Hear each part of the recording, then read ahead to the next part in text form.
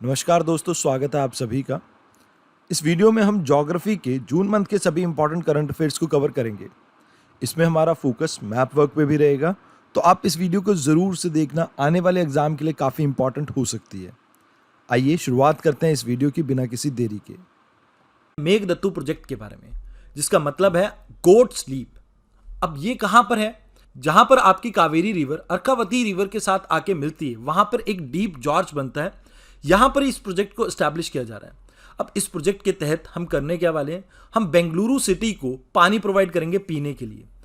अब इसके कारण यहां पर एक जैसे रिजर्वायर बनेगा, इसके कारण कावेरी वाइल्ड लाइफ सेंचुरी के ऊपर काफी नेगेटिव इंपैक्ट पड़ेगा, जिसका एक बड़ा एरिया यहां पर हम सबमर्ज कर देंगे वाटर के अंडर। इसके साथ साथ तमिलनाडु को इस बात से भी परेशानी है, क्योंकि कावेरी बेसिन के ऊपर पहले भी आपके ट्रिब्यूनल बनाए गए हैं और इस पे अलग अलग टाइम पे आपकी वर्डिक्ट आई भी है। तो यहां पर इस प्रोजेक्ट की वजह से हो सकता है इनके वाटर की जो अमाउंट है, जो इनको सैंक्शन की गई है अलग अलग आपके ट्रिब्यूनल के द्वारा, वो कहीं ना कहीं कम हो सकती है। तो इस वजह से तमिलनाडु इसके लिए प्रोटेस्ट कर रहा है। आइए अब जान लेते हैं कावेरी रिवर के बारे में भी। कावेरी रिवर को तमिल में कहा जाता है पोनी। वैसे इसे गंगा ऑफ साउथ भी कहा जाता है और ये भारत की चौथी सबसे बड़ी रिवर है आपकी। अब इसकी शुरुआत कहां से होती है? तो ये ब्रह्मगिरी जो आपका वेस्टर्न घाट में है, यहां से इसकी शुरुआत होती है। यहां से डिसेंड करता है आपका कर्नाटका की तरफ। इसके बाद ये तमिलनाडु में एंटर करता है और फिर पुडुचेरी से होता हुआ बे ऑफ बंगाल में ड्रेन करता है। इसकी मेजर ट्रिब्यूटरी रहती है आपकी अर्कावती, हेमावती, लक्ष्मण तीर्था, शिमसा, कबानी और हरंगी रिवर। एक बार यहां पर इन सभी रिवर की ट्रिब्यूटरी को देख लेते हैं। जैसे ये हिमावती है, यहां पर आपकी शिमसा रिवर आ जाती है। ये आपकी अमरावती है जो कि कावेरी की ही एक ट्रिब्यूटरी है। ये ऊपर आपकी काबानी रिवर आ गई और ये आपकी हरंगी रिवर है। ये सभी आपकी ट्रिब्यूटरी हैं किसकी? कावेरी रिवर की। ग्रैंड एनीकट इसी के पास आपका लोकेटेड है और ये फ्लो करता है पुडुचेरी के कराकल वाले एरिया से। इसका हल्का सा भाग आपके केरला को भी टच करता है। इस आर्टिकल में हम बात करेंगे साइक्लोनिक थ्रेट के बारे में। देखिए, अभी हाल फिलहाल में इंडियन मेट्रोलॉजिकल डिपार्टमेंट इसने एक वार्निंग इशू की है कि साउथ ईस्ट अरेबियन सी में हमारे को देखने को मिल रही है साइक्लोनिक सर्कुलेशन। अब साइक्लोनिक सर्कुलेशन होती क्या है, इसके बारे में थोड़ा विस्तार से समझते हैं। एक काम करना, आप इसकी एक स्क्रीनशॉट ले लेना जो मैं आपको अभी समझाने जा रहा हूं। देखिए, आपको हमेशा एक बात याद रखनी है कि जब भी सेंटर में एक लो प्रेशर होता है, ये अट्रैक्ट करता है आसपास से हाई प्रेशर को। अब यह आपको हर जगह देखने को मिलता है, बट ट्रॉपिकल एरियाज में कुछ एक टाइम एक ऐसी कंडीशन डेवलप होती है जिससे इस एरिया में ट्रॉपिकल साइक्लोन आपके जनरेट होते हैं। जैसे इसके लिए सबसे पहली कंडीशन होती है कि अगर ये लो प्रेशर आपका प्री एग्जिस्टिंग है और ये क्रिएट हो रहा है किसी ओशन के ऊपर या सी के ऊपर, इससे आपके ट्रॉपिकल साइक्लोन जनरेट हो सकते हैं। इसकी फॉर्मेशन के लिए आपको 4-5 चीज़ें चाहिए होती हैं। पहली चीज़, आपका larger sea surface temperature more than 27 degree Celsius होना चाहिए। मतलब यहां पर आपका जितना ज़्यादा टेम्परेचर होगा उतना ही ज़्यादा आपका इंटेंस लो प्रेशर रहेगा, जिससे आपके बादलों को मॉइस्चर प्रोवाइड होगा और इस मॉइस्चर से रेनफॉल आएगी जो कि साइक्लोन में हेल्प करेगी। इसके अलावा जैसा कि मैं आपको पहले ही बता चुका हूं कि एक प्री एग्जिस्टिंग लो प्रेशर यहां पर होना चाहिए। अगर लो प्रेशर पहले से एग्जिस्ट करेगा तो वो विंड को कन्वर्ज करने में हेल्प करेगा और यही विंड साइक्लोनिक वेव जनरेट करने में आपकी हेल्प करेगी। अब तीसरी चीज जो आपको याद रखनी है कि अपर एयर सर्कुलेशन में आपको डाइवर्जेंस देखने को मिलनी चाहिए, मतलब हाई प्रेशर देखने को मिलना चाहिए। अब इसे मैं एक्सप्लेन करता हूँ। मान लीजिए नीचे एक लो प्रेशर है। लो प्रेशर है तो सभी डायरेक्शन से आपकी एयर को अट्रैक्ट करेगा। अब जैसे ये एयर इस एरिया में आएगी, हीटअप होगी और एक्सपैंड करेगी। एक्सपैंड करके ये कुछ इस तरह से ऊपर की तरफ उठेगी। अब जब ये ऊपर की तरफ उठेगी तो आपको ट्रोपोस्फेयर के एडियाबैटिक कूलिंग के बारे में तो पता ही होगा। विद इंक्रीज इन हाइट यहाँ पर आपका जो टेम्परेचर है वो डिक्लाइन करता है। अब ऊपर जाके ये कंडेंस होगा तो इस तरह से एक बादल फॉर्म होगा। अब क्योंकि ऊपर हवा का जो तापमान है कम है, तो इस वजह से यहाँ पर आपका हाई प्रेशर डेवलप होगा। अब इस हाई प्रेशर पे आपको हमेशा डाइवर्जेंस देखने को मिलेगी। मतलब कहीं भी आपको अगर हाई प्रेशर देखने को मिलता है तो वहाँ पर हॉरिजॉन्टली अगर हम बात करते हैं तो डाइवर्जेंस देखने को मिलती है। अब इस डाइवर्जेंस की वजह से ये जो आपका बादल है कुछ इस तरह से काफ़ी लंबी दूरी तक फैल जाएगा। अब क्योंकि ये नीचे से लेके ऊपर तक आपका बादल फैला हुआ है, तो इस तरह के जो आपकी क्लाउड फॉर्मेशन होती है इसे कहा जाता है क्यूमुलो निम्बस क्लाउड। और ये क्लाउड आपके रेनफॉल लेके आएंगे, क्योंकि निम्बस जो वर्ड है वो रेनफॉल को प्रिडिक्ट करता है। इसके सेंटर में ये जो जगह है इसे कहा जाता है आई। ये बिल्कुल एक काम कंडीशन है। अब इसके साथ साथ यहां अभी साइक्लोन क्रिएट नहीं हुआ है, एक दो चीजें हमारी और रहती हैं। सबसे पहली चीज जो वर्टिकल एयर है, यानी जो ऊपर आपकी हवा चल रही है, इसकी स्पीड में आपको एक डिफरेंस देखने को मिलना चाहिए, जो आपकी एक्चुअल में एयर सर्कुलेशन और साइक्लोन फॉर्मेशन में हेल्प करती है। और लास्ट चीज आपको याद रखनी है कि आपको चाहिए क्रियोलिस फोर्स। अब ये क्रियोलिस फोर्स क्या होती है? मान लीजिए ये अर्थ है, अब ये अर्थ जो रोटेट कर रही है, इसकी वजह से हमें ऐसा एपरेंटली लगता है कि आपकी जो एयर है वो अपनी डायरेक्शन चेंज कर रही है। इसके लिए एग्जांपल देना चाहूंगा कि अगर आप कभी मैरी गो राउंड में बैठे हो तो वहां पर आपको लगता है कि जैसे आप सामने वाले को कोई बॉल कैच करवा रहे हैं, उसकी पोजीशन रिलेटिवली चेंज हो जाएगी जब आपने थ्रो करी होगी उसके मुकाबले। जैसे एग्जांपल देता हूं यहां पे, ये मान लीजिए एक डिस्क है, एक तरफ आप है और एक तरफ मैं हूं।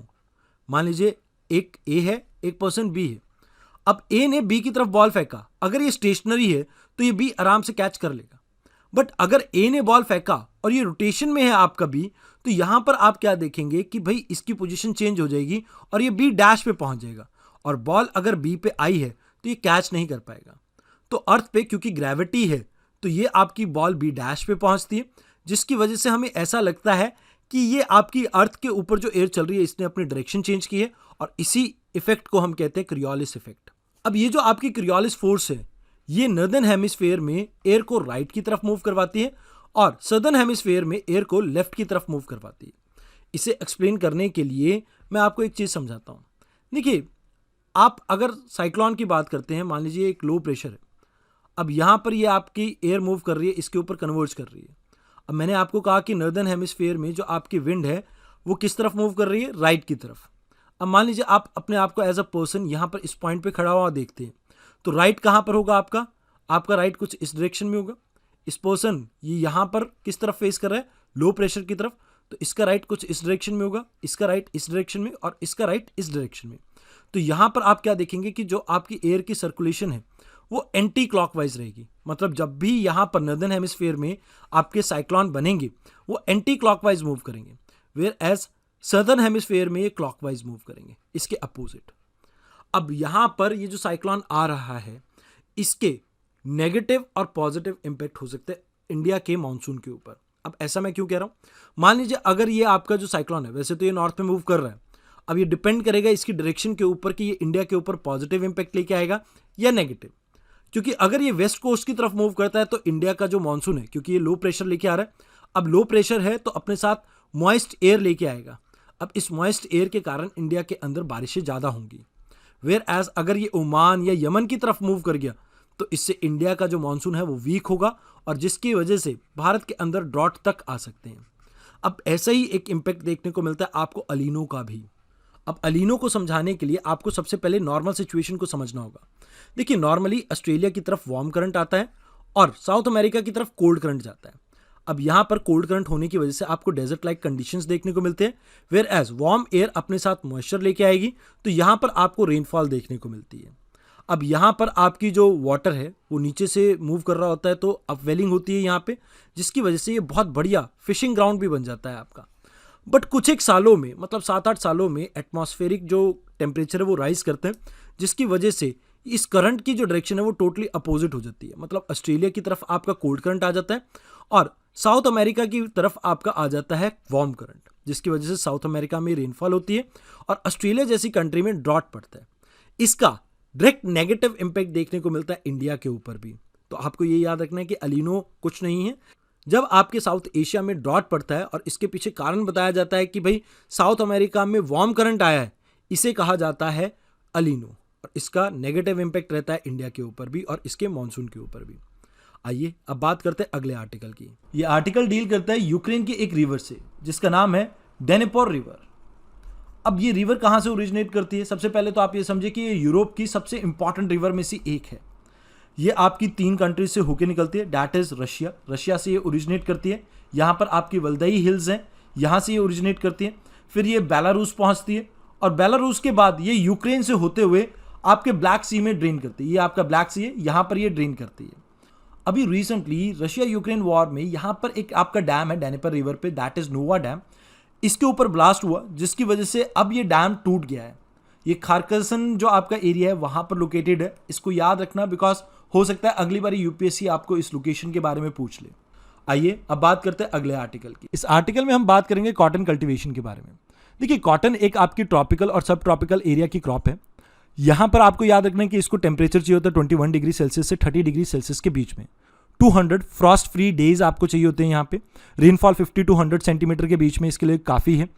अलुवियल सॉइल में भी आप इसे उगा सकते हैं जहाँ पर अच्छे खासा पानी हो, और साथ के साथ ब्लैक सॉइल में भी इसे अच्छी तरह से उगाया जा सकता है। कॉटन प्रोडक्शन लेवल में इंडिया नंबर 1 पे आता है, इसके बाद चाइना, यूएसए। ऑल्दो ये नंबर्स चेंज होते रहते हैं हर साल, तो थोड़ा देख लेना, चाइना और इंडिया के बीच में काफ़ी टफ कॉम्पिटिशन रहता है यहाँ पे। अगर बात की जाए इंडिया में, तो गुजरात जैसे एरिया में सबसे ज़्यादा आपकी कॉटन की प्रोडक्शन है, फिर महाराष्ट्र, तेलंगाना एंड आंध्र प्रदेश।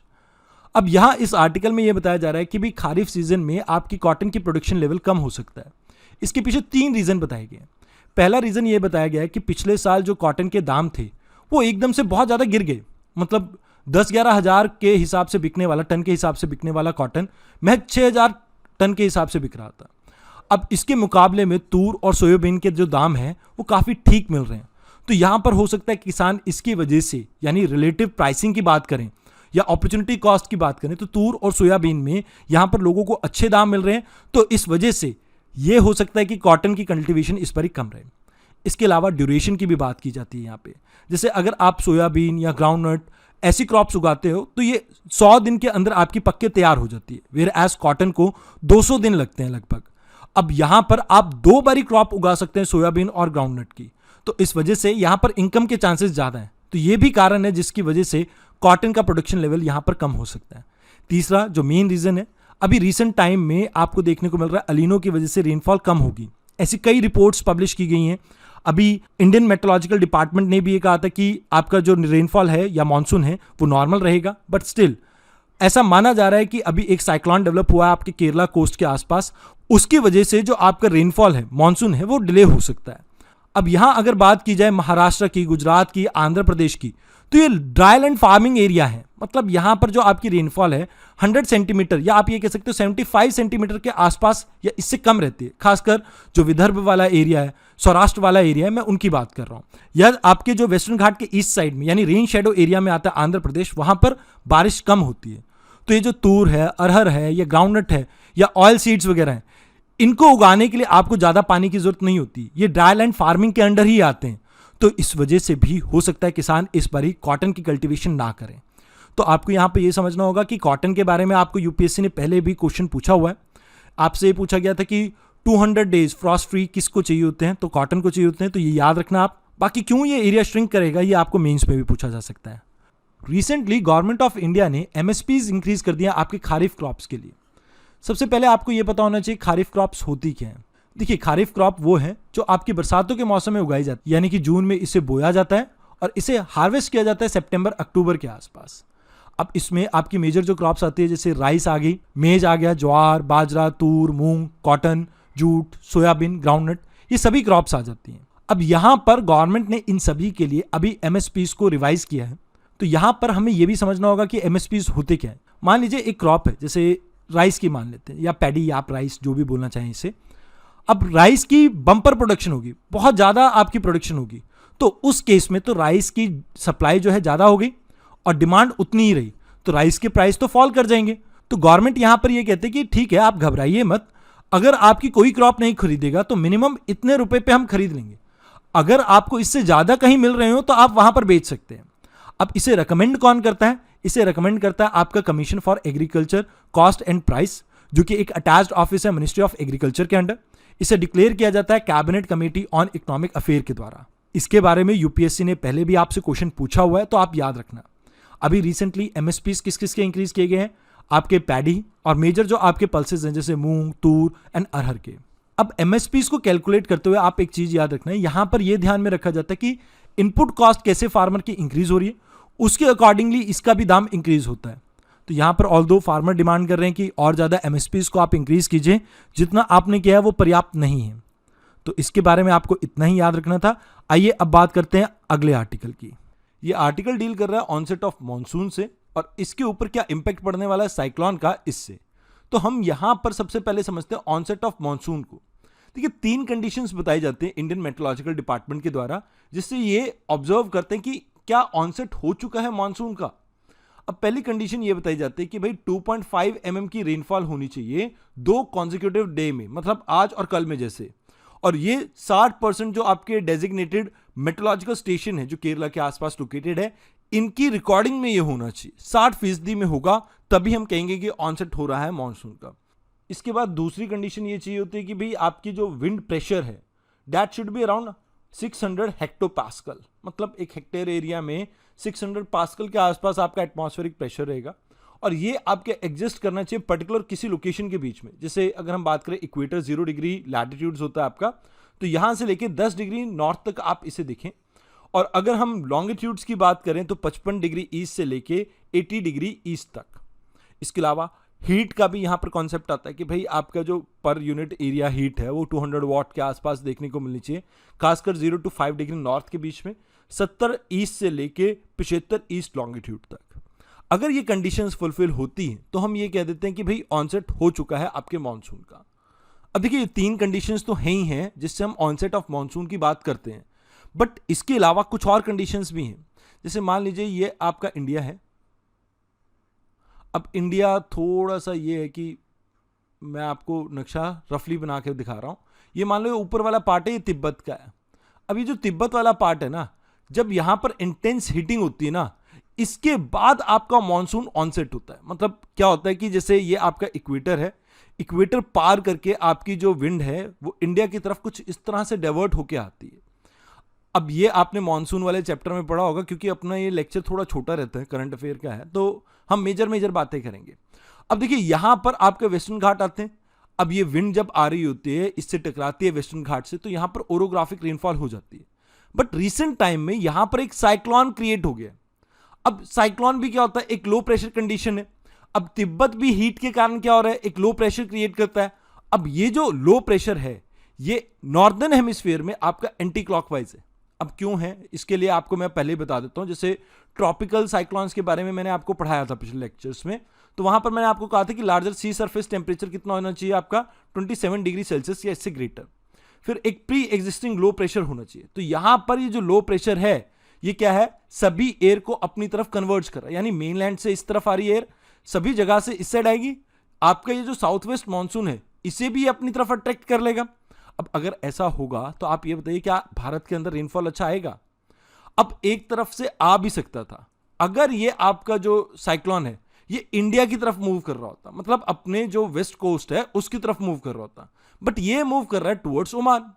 यानी यहां पर ओमान यमन है आपका, ये इस साइड जा रहा है, तो इंडिया से अवे ले जाएगा सारे लो प्रेशर को ये। तो इससे तो इंडिया के अंदर मानसून ऑनसेट जो होगा वो कम होगा, मतलब ऑनसेट होगा बट डिलेड होगा, या बारिश होंगी बट कम होंगी। अब कैसे आप समझ नहीं रहे हो तो आपको मैं बता दूं कि अभी हमारे जो जून फर्स्ट वीक होता है यहां पर केरला में आपका आ जाना चाहिए था मॉनसून। अब यहीं पर ही अगर आपका ये लो प्रेशर क्रिएट होके आपके साइक्लोन जनरेट हो रहा है, तो कहीं ना कहीं जो आपके मॉनसून ऑनसेट है उसमें डिले कर सकता है, क्योंकि अभी ये जो आपका साइक्लोन है मूव कर रहा है टुवर्ड्स ओमान। इसके अलावा 3 कंडीशंस और रहती हैं आपकी ट्रॉपिकल साइक्लोन्स की। जैसे क्रियोलिस फोर्स होनी चाहिए, अपर एयर में आपका हाई प्रेशर क्रिएट होना चाहिए, यानी डाइवर्जेंस होना चाहिए विंड का। लास्ट चीज आप ये याद रखना कि वर्टिकल एयर स्पीड जो है उसमें थोड़ा वेरिएशन होना चाहिए। अगर कोई ये 5 कंडीशन पूरी करता है तो आपका ट्रॉपिकल साइक्लोन जनरेट होता है। अब ये तो आपको समझ में आ गया कि ट्रॉपिकल साइक्लोन के लिए कंडीशंस क्या हैं, इसका क्या इंपैक्ट पड़ने वाला है, इसको हम समझते हैं। देखिए आज के न्यूज़पेपर में 2 वर्ड यूज किए गए, ब्रिज एंड टनल्स। ब्रिज क्या है, मान लीजिए जैसे इंडियन ओशन है, इंडियन ओशन के ऊपर जो एटमॉस्फेरिक कंडीशन है, कहते हैं ये कनेक्टेड है आपके आर्टिक एरिया की एयर की सर्कुलेशन से। तो यहां पर इन दोनों के बीच में जो इंटरेक्शन हो रहा है इंडिया वाले पार्ट का और आर्टिक वाले पार्ट का, that is known as bridge. Bridge ऊपर होता है, इस तरह से याद रखना कि एटमॉस्फेयर की सर्कुलेशन के बारे में बात हो रहा है। अब टनल का मतलब क्या होता है, किस तरह से 2 अलग रिमोट जो एरिया हैं आपके उनका ओशन वाटर आपस में कनेक्टेड है। तो यहां पर यह कहा जाता है कि भाई मॉनसून जो है हमारा ट्रॉपिकल ओशंस जैसे इंडियन ओशन, अटलांटिक और पैसिफिक, यहां पर एटमॉस्फेरिक ब्रिजेस और ओशियानिक टनल इन दोनों के ऊपर डिपेंड करता है, और ये कनेक्टेड है आपके आर्टिक एरिया से, जिसकी वजह से अभी जो आपका साइक्लोन क्रिएट हुआ है इसके कुछ पॉजिटिव इम्पैक्ट रहने वाले हैं, कुछ नेगेटिव इम्पैक्ट रहने वाले हैं। कहते हैं अगर ये आपका जो साइक्लोन है ये एंटी क्लॉकवाइज जैसे आपका मूव करता है नॉर्दर्न हेमिस्फीयर में, अब क्यों मूव करता है इसके बारे में वैसे तो मैंने आपको प्रीवियस वीडियो में बताया हुआ है। जैसे आपके ये लो प्रेशर है, सभी तरफ से आपकी एयर कन्वर्ज कर रही होती है, तो यहाँ पर क्या होगा कि क्रियोलिस फोर्स की वजह से आपका जो एयर है वो राइट की तरफ मूव करेगी, कुछ इस तरह से। अब अगर राइट की तरफ आपकी एयर मूव करेगी तो ये जो डायरेक्शन रहेगी साइक्लोनिक कंडीशन की वो रहेगी एंटी क्लॉकवाइज। तो यहां पर ये एंटी क्लॉकवाइज डायरेक्शन होने की वजह से अगर ये नॉर्दर्न हेमिस्फीयर में क्रिएट हो रहा है और बे ऑफ बंगाल में एक्सट्रीमली नॉर्थ की तरफ हो रहा है, मतलब मैं ये कह रहा हूं कि वेस्ट बंगाल या बांग्लादेश की तरफ हो रहा है, तो कहते हैं कि ये इसका जो इम्पैक्ट है वो पॉजिटिव रहना था नॉर्थ ईस्टर्न एरिया के मानसून के ऊपर। लेकिन अभी जो आपका मानसून है ना उसके ऑनसेट में ये डिले कर सकता है, बिकॉज अभी ये मूव कर रहा है अवे फ्रॉम इंडिया। अब अवे फ्रॉम इंडिया अगर ये मूव कर रहा है तो इसका मतलब है कि आने वाले समय में भारत के अंदर जो रेनफॉल है, मानसून की रेनफॉल है, वो कम हो सकती है। तो दैट्स वाई इंडिया के लिए थोड़ी ये प्रॉब्लम है। अब एक सवाल है आप सभी के लिए मेरा, अभी जो हम साइक्लोन की बात कर रहे हैं इसका नाम बी से स्टार्ट होता है। आप मुझे कमेंट बॉक्स में बताइए कि इस साइक्लोन का नाम क्या है, और कोशिश कीजिए कि आप ज़्यादा से ज़्यादा लोग इस चीज़ का रिप्लाई करें, क्योंकि इससे आपकी प्रैक्टिस रहेगी और प्रैक्टिस से आपको एग्जाम में चीज़ें भूलेंगे नहीं। आइए अब बात करते हैं अगले आर्टिकल की। रवांडा आपका एक एरिया है जो कि अफ्रीका में लोकेटेड है। अगर इसके नॉर्थ की बात करते हो यहाँ पे आपको युगांडा आ जाता है, वेस्ट साइड में आपको डेमोक्रेटिक रिपब्लिक ऑफ कॉन्गो देखने को मिलता है, साउथ में आपको बुरांडी है, एंड ईस्ट साइड में ईस्टर्न बॉर्डर जो है वो तंजानिया के साथ ये शेयर करता है। यहाँ पर कुछ इंपॉर्टेंट वाटर बॉडीज हैं जैसे लेक मुहुजी, लेक मुकेश्वरा, लेक कीवू, इनके बारे में आपको पता होना चाहिए। अब बात कीजिए कंटेक्स्ट की तो आपको ये याद रखना है रवांडा में ना दो मेजर ग्रुप्स हैं आपके, एक तो है तुस्ती ट्राइब, एक है हुतू ट्राइब। हुतू डोमिनेट करते हैं, मतलब इनकी ज़्यादा पॉपुलेशन है, मेजॉरिटी में यही पीपल है। अब इन्होंने क्या किया 1994 में हुतू वालों ने अटैक कर दिया तुस्ती के ऊपर, जिसमें 80,000 लोगों की मौत हो गई। अब इस तरह की वॉर एट्रोसिटी को देखते हुए एक पर्सन को जो कि उस समय पुलिस के चीफ हुआ करते थे उनके ऊपर 54 चार्जेस को फ्रेम किया गया साउथ अफ्रीका में। अब ये जिनोसाइड जो हुआ है इसको डील कर रहा है आपका इंटरनेशनल कोर्ट ऑफ जस्टिस, जो कि रोम स्टैट्यूट के नाम से भी जाना जाता है, और ये हेग नीदरलैंड में है। अब आपसे एक सवाल भी है मेरा, आपको मुझे ये बताना है एक और इंटरनेशनल कोर्ट है जो आपका हेग नीदरलैंड में है। आप कमेंट बॉक्स में उसका नाम बताइए। आप बहुत कम लोग हैं जो कमेंट में जवाब देते हैं, तो कोशिश कीजिए कि सभी लोग कमेंट में जवाब दें। अब अगर बात की जाए इंडिया, यूएसए, चाइना, इसके पार्टी नहीं है। इसकी जुरिस्डिक्शन में जिनोसाइड जैसे crime, war crime, crime of aggression and war against humanity, सभी तरह के ये क्राइम इसमें आते हैं। मतलब आप ये मान के चलें कि अगर कोई पर्सन, जैसे मान लीजिए इस पर्सन का नाम है ABC, ये किसी कंट्री का किंग है। अब इसने अपने लोगों के ऊपर कुछ एट्रोसिटी कंडक्ट की और यहाँ पर जो लोकल कानून है ये इसका कुछ नहीं बिगाड़ सकता है, तो उस समय आपका इंटरनेशनल कोर्ट ऑफ जस्टिस सामने आता है और ये उन लोगों के ऊपर कार्रवाई करने का लोगों को भरोसा दिलाता है। आइए अब बात करते हैं अगले आर्टिकल की। Next important article is about Mayon volcano.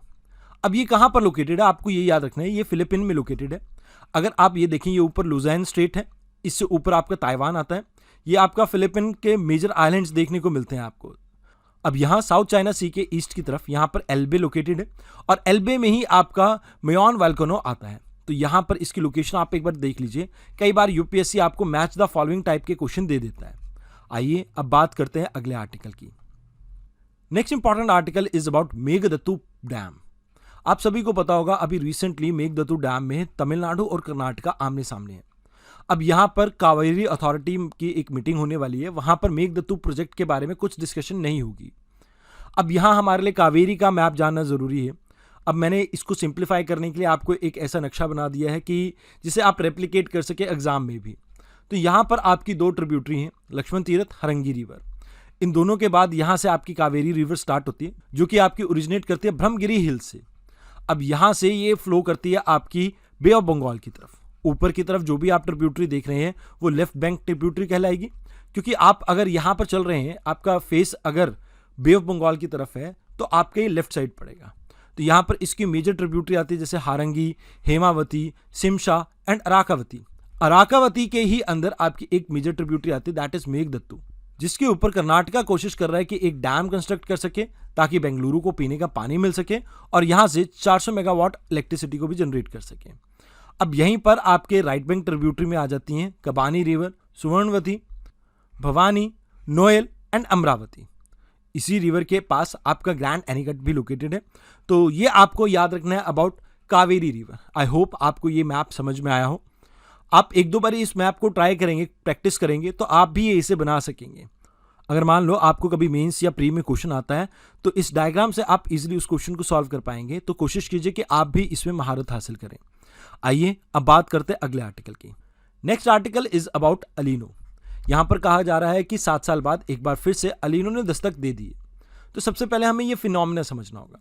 देखिए, फिनोमिना में ये कहा जाता है कि जब आपका नॉर्मल जो करंट है ऑस्ट्रेलिया की तरफ जो आता है वो रिवर्स हो जाए, या आप ये कह सकते हैं कि सदर्न पैसिफिक ओशन में जो ओशियानिक करंट्स हैं वो जब रिवर्स हो जाते हैं, इसे कहा जाता है अलीनो। हर 7-8 सालों में ये आपकी घटना होती ही है। वैसे कहा यह जाता है कि हर 5 से 7 सालों में ये घटना होती ही है, बट फिर भी इसके पीछे के कारण जानने की कोशिश करते हैं। देखिए, जब आपके एटमॉस्फेयर में बहुत सी हीट अक्यूमुलेट हो जाती है तो उसकी वजह से ये ओशियानिक करंट जो है आपका अपनी डायरेक्शन रिवर्स कर लेता है, और यही कारण बनता है जिसकी वजह से अलीनो फॉर्म होता है। अभी इसके ऊपर रिसर्च बहुत चल रही है, कुछ पुख्ता रीज़न नहीं दे सकते हैं क्योंकि अभी इसके पीछे कोई रीज़न नहीं बता पाए कि क्यों ये हर 5 से 7 साल में होता है, क्यों हर साल ये फिनोमिना नहीं होता है। बट स्टडीज़ जा रही हैं, आने वाले समय में हो सकता है कि हमें इसके बारे में पता लगे। अब यहाँ पर यह बताया जा रहा है एक एजेंसी के द्वारा, NOAA द्वारा, जिसका फुल फॉर्म है national oceanic and atmospheric administration, जो कि अमेरिका की एक आपकी एजेंसी है। इन्होंने कहा कि केरला में ऑल्दो मॉनसून तो ऑनसेट हो गया, बट क्योंकि पैसिफिक ओशन में आपका अलीनो फेज चल रहा है, तो आने वाले समय में यानी कि लेटर हाफ ऑफ मॉनसून में आपको मॉनसून के अंदर कमी देखने को मिलेगी। अब यहाँ आप एक बारी अलीनो का एडजस्टमेंट समझ लीजिए। जैसे अगर नॉर्मल सिनेरियो की बात करें तो किस तरह से वर्क करता है। देखिए, नॉर्मल सिनेरियो में आपके ऑस्ट्रेलियन कोस्ट के ऊपर आता है वार्म करंट, जिसकी वजह से जैसे मान लीजिए इनबाउंड एयर है तो यहाँ पर आपका बहुत सारा मॉइस्चर लेके आएगी, क्योंकि हवा गर्म है तो एक्सपैंड करेगी, हवा के पार्टिकल्स के बीच में स्पेस होगी और यहाँ पर मॉइस्चर आपका अक्यूमुलेट होगा। अब ये मॉइस्चर जब आपका ऑस्ट्रेलिया पहुँचता है तो ऑस्ट्रेलिया में रेनफॉल क्रिएट करता है। वेयर एज अगर यहाँ पर आपका पानी एक्यूमुलेट हो रहा है तो वाटर के बैलेंस को मेंटेन करने के लिए एक काउंटर आपका करंट दौड़ेगा जो कि बॉटम से स्टार्ट होगा। अब जैसे जैसे आपका पानी यहाँ पर आके एक्यूमुलेट होगा तो यहाँ पर क्या होगा कि आपका पानी नीचे सिंक करने लगेगा। अब नीचे की तरफ पुश होगा जब पानी, तो नीचे से एक आपका कोल्ड करंट मूव करेगा टुवर्ड्स साउथ अफ्रीका। अब जैसे ये साउथ अफ्रीकन प्लेट से टकराएगा उसके बाद ये ऊपर अपलिफ्ट होगा। इसे कहा जाता है अपवेलिंग। ये ज्योग्राफी का एक फिनोमेना है। अब अपवेलिंग जब भी होती है तो वहाँ पर ज़मीन पे यानी कि नीचे ओशन फ्लोर पे जो भी आपके न्यूट्रेंट होते हैं वो ऊपर की तरफ राइज करते हैं। अब यहाँ पर न्यूट्रेंट ऊपर आने की वजह से आपके फिशेस को बहुत हेल्प मिलती है, मतलब फिशेस को खाने को कुछ मिलेगा तो इससे फिशेस की पॉपुलेशन अच्छी रहेगी। अब यहाँ पर एक और चीज़ देखने को मिलती है, दैट इज हम्बोल्ट और पेरू करंट। ये भी आपका कोल्ड करंट है। अब कोल्ड करंट होने की वजह से यहाँ पर क्या रहता है कि बहुत ज़्यादा ड्राई विंड रहती है और यहाँ पर ड्रॉट लाइक सिचुएशन देखने को मिलती है। दुनिया का सबसे driest desert that is Atacama desert, वो भी साउथ अमेरिका में ही आपका लोकेटेड है और इसी पेरू बेल्ट के आसपास। तो आपको ये याद रखना है कि ये डेजर्ट लाइक कंडीशन जनरेट करते हैं जहां भी आपकी कोल्ड विंड दिखेगी। अब इसके विपरीत अलीनो में क्या होता है कि यहां पर आपकी जो वाटर की डायरेक्शन है वो टोटली रिवर्स हो जाती है। मतलब अब गर्म करंट आपका किस तरफ चला गया, साउथ अमेरिका की तरफ, जहां पर साउथ अमेरिका में कुछ बारिश होती है और यहां पर क्योंकि अपवेलिंग नहीं हो रही है तो इस बार फिशेस की तादाद थोड़ी कम रहेगी। अब यहां आपका कोल्ड करंट अराइज होगा ऑस्ट्रेलिया में। अब ऑस्ट्रेलिया में जब कोल्ड करंट अराइज होता है तो इसका डायरेक्ट इंपैक्ट इंडिया के ऊपर भी पड़ता है, क्योंकि ये सभी वॉकर सेल के साथ एक दूसरे के साथ कनेक्टेड है।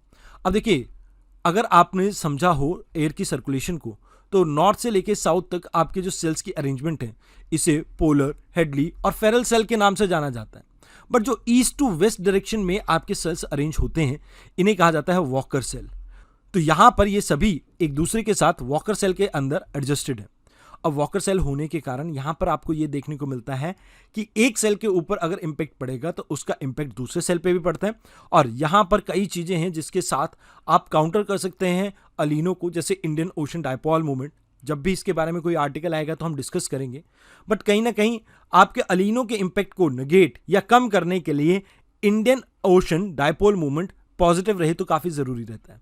इसके अलावा जैसे इस साल साइक्लोनिक कंडीशन डेवलप हुई है तो इससे भी कई बार आपके जो अलीनो का इंपैक्ट है वो कम रहता है। तो यहां पर आई होप आपको अलीनो के बारे में समझ में आया हो। आइए अब बात करते हैं अगले आर्टिकल की। अभी भारत के अंदर अनएम्प्लॉयमेंट रेट 7.7% पहुंच गई है, जो कि पहले की तुलना में काफी कम है। अब देखिए यहां आपको कुछ टर्म्स को समझना है। ज्यादा आपको आर्टिकल के जो फैक्ट्स एंड फिगर्स हैं उन्हें याद रखने की जरूरत नहीं है, क्योंकि ये आप जब तक पेपर देंगे तब तक फैक्ट एंड फिगर फिर से रिवाइज हो जाएंगे, मतलब फिर से चेंज हो जाएंगे, तो हमें इन्हें याद रखने की जरूरत नहीं है। जो लेटेस्ट डाटा होगा, जो लेटेस्ट आपके फैक्ट्स एंड फिगर होंगे, उन्हीं को हमें याद रखने की जरूरत है। अब यहां पर सबसे पहले समझे कि अनएम्प्लॉयमेंट रेट होता क्या है। जैसे मान लीजिए एक इकॉनमी में 100 लोग ऐसे हैं जो काम कर सकते हैं, मतलब जो 15 साल से लेकर 64 साल की उम्र के बीच में आते हैं, जिन्हें हम वर्कफोर्स भी कह देते हैं। अब इनमें कुछ 25 लोग ऐसे हैं जिनको रोजगार नहीं मिल पा रहा है, तो यहां पर आपका अनएम्प्लॉयमेंट रेट रहेगा 25% के आसपास।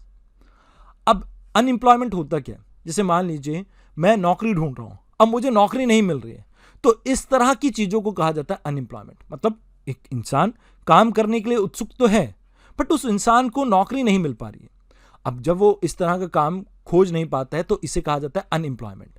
अब अनएम्प्लॉयमेंट रेट का मतलब क्या है कि हम ऐसे ही लोगों को ढूंढ रहे हैं, परसेंटेज को कैलकुलेट कर रहे हैं जो वर्किंग पॉपुलेशन के अकॉर्डिंगली, मतलब जो काम करने के लायक तो हैं बट अभी काम नहीं मिल पा रहा है, तो इसी को कहा जाता है अनएम्प्लॉयमेंट रेट। अब ऐसे ही लेबर फोर्स पार्टिसिपेशन रेट भी होता है।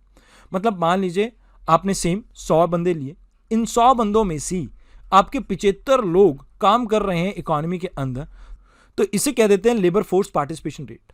मतलब जहां हम ये जानने की कोशिश कर रहे हैं कि भाई 100 में से कितने लोग ऐसे हैं जो काम कर रहे हैं, काम नहीं कर रहे हैं उसे अनएम्प्लॉयमेंट रेट कहते हैं। लेबर फोर्स पार्टिसिपेशन रेट किसे कहते हैं कि कितने लोग काम कर रहे हैं। तो ये दोनों में फर्क है, याद रखना। हो सकता है प्रीलिम्स में इसके बारे में क्वेश्चन आए, मेंस में आने की तो प्रोबेबिलिटी बहुत कम है। आइए अब बात करते हैं अगले आर्टिकल की।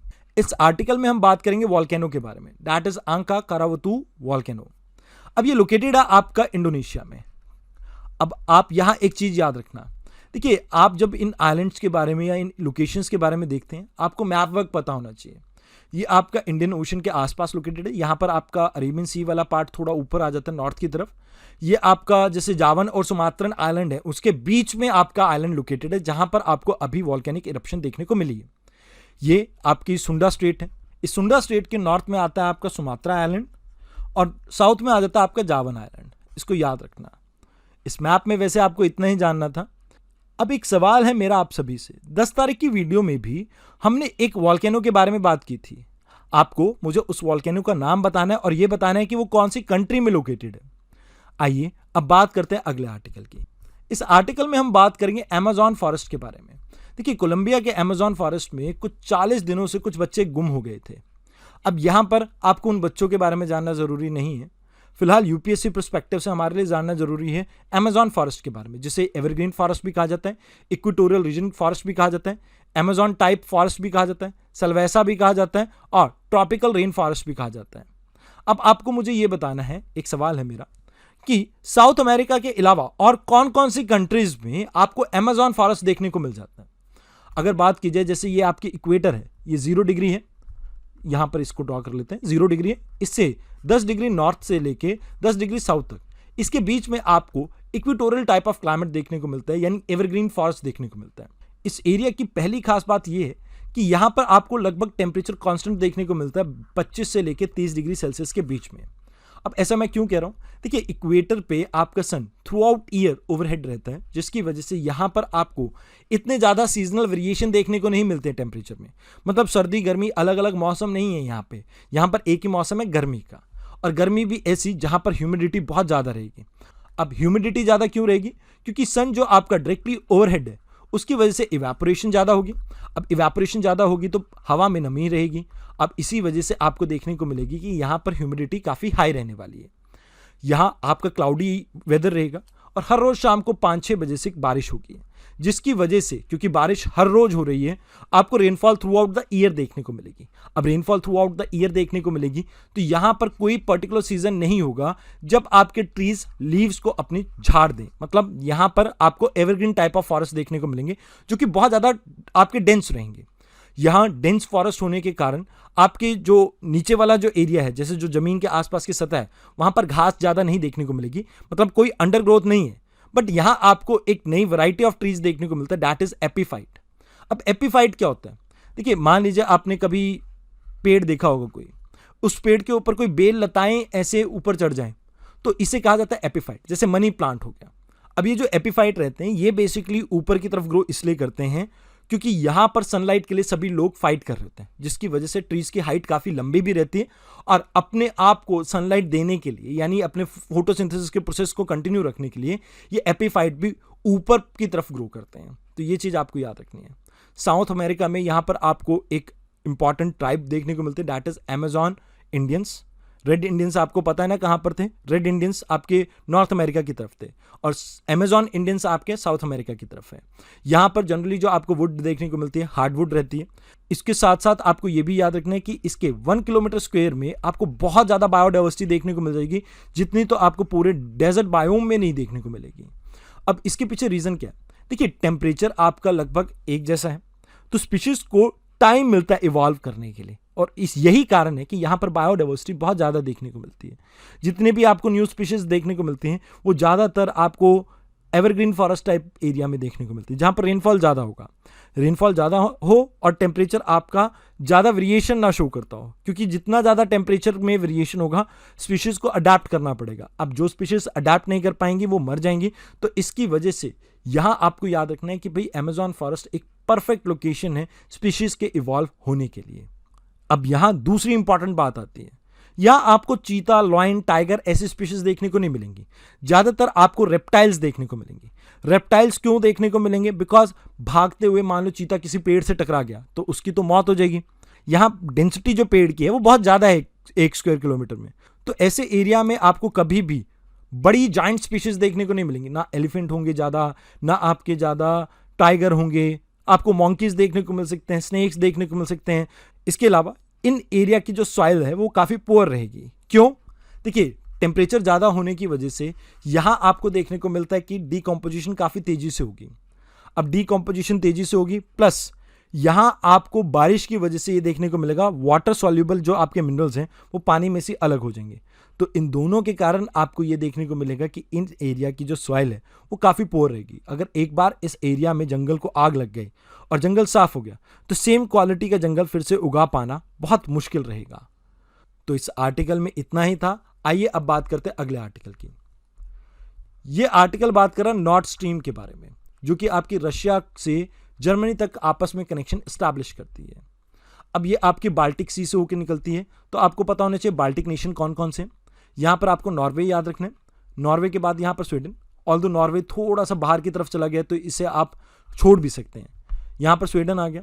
स्वीडन के बाद क्लॉकवाइज अगर हम जाते हैं फिनलैंड, फिनलैंड के बाद रशिया, इस्टोनिया, लतीविया, लुथीनिया, बेलारूस किसी भी तरह से इससे बॉर्डर शेयर नहीं कर रहा है।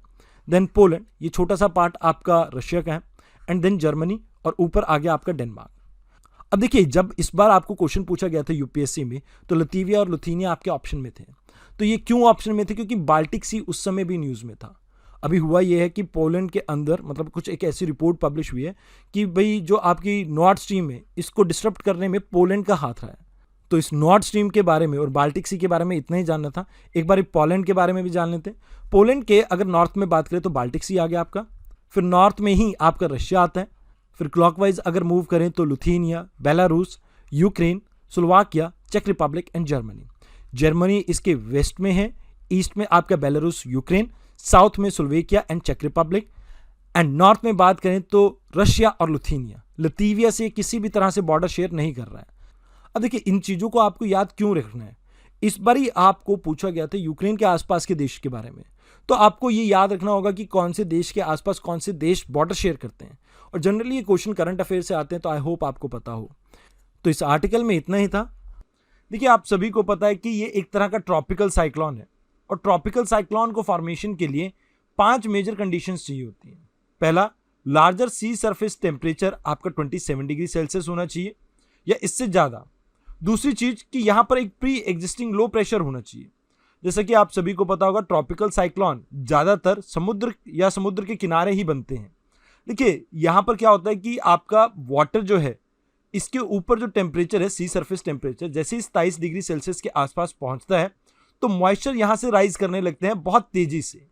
इसके अलावा यहाँ पर जब लो प्रेशर की कंडीशन क्रिएट होती है तो ये आसपास की हवा को कन्वर्ज करती है और ये आसपास की हवा यहाँ आके हीटअप होकर ऊपर की तरफ राइज करती है, जिसके साथ ये मॉइस्चर पार्टिकल भी आपके ऊपर की तरफ राइज करते हैं। अब यहाँ जैसे जैसे हवा ऊपर जाती है विद इंक्रीज इन हाइट आपका टेम्परेचर डिक्रीज करेगा, जिसकी वजह से ऊपर जाके ये हवा कंडेंसेट करेगी। अब जैसे ये हवा कंडेंसेट करेगी तो यहाँ पर आपके क्यूमुलोनिम्बस क्लाउड की फॉर्मेशन हो जाएगी इन दोनों ही पार्ट्स में, जहां जहां आपकी हवा ऊपर की तरफ मूव कर रही थी। ये बीच में जो आपको छोटा सा गैप देखने को मिल रहा है इसे कहा जाता है आई ऑफ द ट्रॉपिकल साइक्लोन, जहां पर रिलेटिवली आपकी काम कंडीशन रहती है। इसके दोनों तरफ आपको बहुत तेज हवाएं और बारिश देखने को मिलती है। अब अपर एयर में डाइवर्जेंस होने के साथ साथ दो चीजें और होती हैं जो इसमें प्री रिक्विजिट है। एक होता है क्रियोलिस फोर्स का प्रेजेंट होना। जैसे अगर आप देखें इक्वेटर के पास क्रियोलिस फोर्स निग्लिजिबल है तो वहां पर कभी भी आपके ट्रॉपिकल साइक्लोन्स नहीं फॉर्म होंगे। अब ये क्रियोलिस फोर्स क्या करती है, हवा को रोटेशनल मोशन देती है। जैसे एग्जांपल देना चाहूंगा, जैसे एक लो प्रेशर है, ऊपर से हवा आ रही है, नीचे से दाएं बाएं सभी तरह से हवा यहां पर कन्वर्ज हो रही है। अब ये अगर नॉर्दर्न हेमिस्फीयर में है तो क्रियोलिस फोर्स की वजह से ये हवा राइट की तरफ आपकी बेंड होगी, यानी कुछ इस डायरेक्शन में आपकी मूव करेगी। अब जैसे ये राइट डायरेक्शन में मूव करेगी तो ये एक तरह का साइक्लोनिक कंडीशन को जनरेट करेगी, जिसमें इसकी डायरेक्शन नॉर्दर्न हेमिस्फीयर में एंटी क्लॉकवाइज हो जाएगी। अब ये जो आपका क्रियोलिस फोर्स है ये भी एक प्री रिक्विजिट है, मतलब अगर क्रियोलिस फोर्स ना हो तो उन एरियाज में आपके ट्रॉपिकल साइक्लोन नहीं बनेंगे। इसके साथ साथ आपको याद रखना है कि वर्टिकल एयर स्पीड, यानी यहां से ऊपर की तरफ जो हवा बढ़ रही है इसमें भी वेरिएशन होना चाहिए। इससे भी साइक्लोनिक मूवमेंट में काफी मदद मिलती है। ये 5 कंडीशन जहां भी पूरी होती है वहां पे आपका ट्रॉपिकल साइक्लोन फॉर्म होता है इन दी ट्रॉपिकल एरियाज, यानी कि 23.5 डिग्री नॉर्थ से लेके 23.5 डिग्री साउथ तक। अब ये अलग अलग एरियाज में अलग अलग नाम से जाना जाता है। जैसे ऑस्ट्रेलिया में इसे विली विली नाम से जानते हैं। अगर बात की जाए साउथ चाइना सी की तो चाइना के आसपास इसे टाइफून के नाम से जाना जाता है, और अमेरिका के पास यानी सेंट्रल अमेरिका में इसे हुरिकेन के नाम से जाना जाता है। तो ये नाम आपको याद रखने हैं, कभी भी यूपीएससी आपको मैच द फॉलोइंग टाइप का क्वेश्चन दे सकती है। अब यहां आपको 2-3 चीजें याद रखनी है। देखिए कुछ प्लेसेस हैं जिनके बारे में आपको याद रखना है। जैसे कच्छ डिस्ट्रिक्ट में आपका जाखुआ पोर्ट है, ये न्यूज में रहा है, एंड रुपेन हार्बर आपका द्वारका के आसपास लोकेटेड है। ये दोनों ही आपके एरिया न्यूज में रहे हैं। अब देखिए ये एरिया कहां पर लोकेटेड है। जैसे ये जो आपका रुपेन हार्बर है गुजरात के कोस्ट पे, यानी यहाँ गल्फ के आसपास यहाँ पर लोकेटेड है, एंड इसके टोटली अपोजिट जाखुआ पोर्ट यहाँ पर आपका लोकेटेड है। तो ये दोनों लोकेशन आपको पता होनी चाहिए कि कहाँ पर है, कौन से एरिया में। हो सकता है यूपीएससी इसके बारे में आपसे अगली बारी क्वेश्चन पूछ ले। अब यहां आपको एक चीज और याद रखनी है ट्रॉपिकल साइक्लोन के बारे में। जनरली आपकी जो ट्रॉपिकल साइक्लोन है वो लैंड के ऊपर फॉर्मेशन नहीं होती उनकी, बट कुछ केसेस में जहां पर आपको रिवर्स के डेल्टा देखने को मिले उन एरियाज में आपको इनकी फॉर्मेशन लैंड के ऊपर भी देखने को मिल सकती है। मतलब इन द केस जहां पर आपके कोस्टल एरिया में डेल्टा वगैरह फॉर्म हो रहे हैं, वहां पर डेल्टा के थ्रू आपका जो ट्रॉपिकल साइक्लोन है वो इंक्लूड कर सकते हैं लैंड पार्ट पे भी। जनरली इन ट्रॉपिकल साइक्लोन्स की हवा बहुत तेज रहती है। बिपरजॉय की भी स्पीड 120 किलोमीटर पर आवर की है। अब यहां आपको मुझे कमेंट सेक्शन में ये बताना है ये बिपरजॉय नाम किस कंट्री ने रखा है। जैसे आपको पता होगा कि यहाँ आपकी कुछ कंट्रीज हैं जो आपके ट्रॉपिकल एरियाज में आती हैं, खासकर ये इंडियन ओशन के आसपास। इन्होंने 8 नाम दे रखे हैं, तो ये कौन सी कंट्री के सजेस्ट किया हुआ नाम है, इसके बारे में आपने आज के कमेंट बॉक्स में मुझे बताना है। आइए अब बात करते हैं अगले आर्टिकल की। इस आर्टिकल में हम बात करेंगे कोम रिवर की। देखिए ये आपकी तमिलनाडु के अंदर फ्लो करने वाली रिवर है, मतलब ये सिर्फ और सिर्फ तमिलनाडु में ही आपकी फ्लो करती है, जो ड्रेन करती है बे ऑफ बंगाल में। इसे थिरुवेलुम केनी रिवर के नाम से भी जाना जाता है। अगर बात की जाए इसमें सबसे मेजर प्रॉब्लम क्या होती है कि जैसे जो इसका डेल्टा फॉर्मेशन हुआ है ना, उस डेल्टा के आसपास आपको देखने को मिलता है कि आगे एक सैंड बार बन जाती है, मतलब रेत इकट्ठा हो जाता है सेडिमेंटेशन के कारण, जिसकी वजह से आसपास के एरिया में फ्लडिंग की प्रॉब्लम रहती है। तो यहाँ पर अब एक सैंड बार को हटाने के लिए हमने ट्रेनिंग वॉल बनाई है, मतलब ब्रिक से, मतलब आप ये कह सकते हैं बड़े बड़े चट्टानों से, पत्थरों से यहाँ पर वॉल बनाई है, जिससे हम कोशिश ये कर रहे हैं कि इस एरिया में सेडिमेंटेशन को मिनिमम कर सकें। इसके साथ साथ इससे पानी इजीली ड्रेन हो जाता है, क्योंकि मिट्टी है, आपने सीमेंट वगैरह का कम इस्तेमाल किया है तो पानी आर पार निकल सकता है। साथ के साथ इससे कोस्टल इरोजन भी कम होगा, जिसकी वजह से आसपास के एरिया में आपको जो फार्मिंग में नेगेटिव इंपैक्ट देखने को मिल रहा था कोस्टल इरोजन की वजह से, वो कम देखने को मिलेगा। अब इसे, ये जो ट्रेनिंग वॉल है, इसको डेवलप किसने किया है? ये national institute of ocean technology ने डेवलप किया है। आइए अब बात करते हैं अगले आर्टिकल की। इस आर्टिकल में हम बात करेंगे मिलेट्स के बारे में। देखिए, फाओ ने इस साल को इंटरनेशनल ईयर ऑफ मिलेट घोषित किया हुआ है। तो मिलेट्स इस साल काफी न्यूज में रहे हैं, तो हो सकता है कि मेंस या प्री में आपको इसके बारे में क्वेश्चन पूछ लें। तो मिलेट्स के बारे में आपको ये पता होना चाहिए कि आमतौर पे ये आपकी एक तरह के एनुअल ग्रास है जिसमें छोटे छोटे सीड्स होते हैं। इसे एज ए ग्रेन कल्टीवेट किया जाता है ड्राई एरियाज में, जैसे आपके ट्रॉपिकल या सब ट्रॉपिकल एरियाज में। इसमें खास बात ये है कि ये डॉट रेजिस्टेंट है, मतलब आप राजस्थान जैसे एरिया में देखेंगे कि इसकी बम्पर प्रोडक्शन होती है। क्यों? क्योंकि वहां पर इसकी वाटर रिक्वायरमेंट काफी कम रहती है और ये पुअर सॉइल में भी आपकी उग सकती है। इसके अलावा अभी इसके ऊपर फोकस क्यों है? क्योंकि इंडिया के अंदर जैसे आप देखते हैं माल नरिशमेंट बहुत ज्यादा है, तो इसमें प्रोटीन की मात्रा बहुत अच्छी खासी है, विटामिन, मिनरल्स, और यही रीजन है कि हम इसे प्रमोट भी कर रहे हैं। अब जैसे आपको पता होगा कि हम वर्ल्ड की डायबिटिक कैपिटल है, तो इसमें ग्लूटेन फ्री होता है ये आपके जितने भी मिलेट्स होते हैं, तो ये कहीं ना कहीं हेल्प कर सकता है शुगर को कंट्रोल करने में भी। और साथ के साथ यहाँ पर इसकी वाटर रिक्वायरमेंट कम है और सॉइल से न्यूट्रिएंट की रिक्वायरमेंट कम है, तो ये कहीं ना कहीं सस्टेनेबल एग्रीकल्चर को भी प्रमोट करेगा। अब हमारे सामने चैलेंजेस क्या हैं? देखिए, हम जो मिलेट्स हैं इसके अंदर बहुत ज़्यादा R&D नहीं करते हैं। हमारी ज़्यादातर रिसर्च वीट और राइस के ऊपर ही है, तो यहाँ पर इसकी वजह से इन सीड्स के अंदर प्रोडक्टिविटी कम रहती है। क्योंकि देखिए, हमने हाई यील्ड के ऊपर कभी फोकस ही नहीं करा यहाँ पे, तो हाई यील्ड वैरायटी की सीड्स ही नहीं है, तो प्रोडक्टिविटी ऑटोमेटिकली कम है। लोगों के अंदर अवेयरनेस भी कम है इन मिलेट्स के बेनिफिट्स को लेके, तो ये भी कारण है कि लोग ज़्यादा इसे इस्तेमाल नहीं करते हैं। और सबसे बड़ी बात इसमें ये रहती है कि इन मिलेट्स का जो टेस्ट है, जैसे बाजरा की अगर आप रोटी खाएंगे तो नॉर्मल व्हीट की रोटी से थोड़ा अलग है, तो कई लोगों को वो टेस्ट भी पसंद नहीं आता है। ऑल्दो जैसे सर्दियों में मेरे घर पे तो बाजरे की रोटी बहुत बनती है, बाजरे की खिचड़ी भी बनती है। अब जैसे कोई हरियाणा से होगा तो उसे राबड़ी के बारे में पता होगा, अभी जो दौर चल रहा है वो राबड़ी का चल रहा है, तो यहाँ पर वो रबड़ी से मिक्स मत कर देना। राबड़ी जो है ये थोड़ी आपकी नमकीन रहती है, थोड़ी क्या पूरी तरह से नमकीन रहती है। इसमें जो चने का आटा डलता है या कई और तरीके से भी बनाते हैं अलग अलग एरियाज में से। तो यहाँ पर मेजर चीज़ ये है कि लोगों के अंदर वो टेस्ट डेवलप नहीं हो रखा। चौथी चीज़ यहाँ पर आपको याद रखनी कि कई बार गवर्नमेंट का सपोर्ट भी नहीं देखते। जैसे MSP है, गवर्नमेंट कई बार इशू तो करता है इनके लिए, बट प्रिक्योरमेंट नहीं होती है गवर्नमेंट की तरफ से, तो वो सिक्योरिटी नहीं मिल पाती है फार्मर्स को, तो इस वजह से फार्मर इसे नहीं ग्रो करते हैं। लास्ट पॉइंट जो आपको याद रखना है, that is tough competition from rice and wheat, क्योंकि भैया इनका MSP रिलीज होता है। बाकी क्रॉप्स के लिए MSP तो रिलीज होता है बट उनकी प्रिक्योरमेंट नहीं होती, बट राइस एंड व्हीट की होती है। तो इस वजह से यहाँ पर ये प्रॉब्लम रहती है कि लोग इनको ग्रो नहीं करते हैं। अब लास्ट में हम प्रोडक्शन और कुछ कॉमन मिलेट्स के बारे में जान लेते हैं। जैसे बाजरा हो सकता है, रागी हो सकता है, ज्वार हो सकता है, सरगम हो सकता है। इंडिया सबसे बड़ा प्रोड्यूसर है, उसके बाद नाइजीरिया एंड आपका चाइना। इंडिया में राजस्थान, कर्नाटका, मध्य प्रदेश, यूपी, ये आपके मेजर स्टेट्स हैं। जनरली इसे ग्रो किया जाता है एज ए खारिफ क्रॉप। इसमें आपका टेम्परेचर रहता है 27 से 30 डिग्री सेल्सियस और रेनफॉल इसे बहुत कम चाहिए होती है, 50 से 100 सेंटीमीटर के आसपास। तो यही कुछ आपको मिलेट्स के बारे में जानना था। अगर आपको कोई क्वेश्चन आता है तो I hope you are able to address that. देखिए, इस कंट्री के बारे में हम इसलिए जान रहे हैं क्योंकि अभी यहाँ पर रेफरेंडम कंडक्ट हुआ है आपके ड्राफ्ट कॉन्स्टिट्यूशन के लिए।